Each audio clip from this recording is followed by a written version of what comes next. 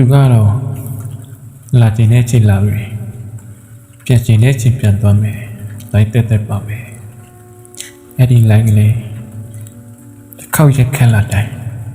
ကိုယ့်ဘက်ကပါညစ်ဆောင်မှမရှိပဲဒီစိတ်ပဲပြုတ်လဲပေးခဲ့ရတာရက်ခက်မှုတိုင်းမှာ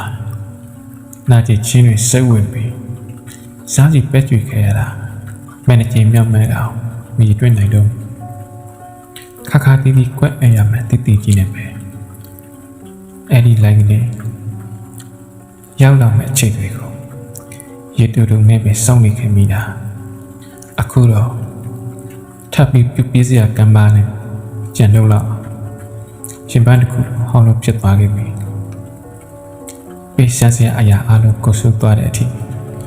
ကိုအစိမ့်လိုက်ဖယ်ပေးခဲ့ရပြီဒါပေမဲ့ရည်စရာကောင်းတာကပြူလဲစရာမြေသားမရှိတော့တဲ့အထိအကုတ်ရှုပ်သွားတော့မှအဝေးကလိုက်တဲ့တက်တွေကြားရမလားဆိုရင်ဒီနေရာမှာပဲယူမစောင့်နေမိတော့ပဲ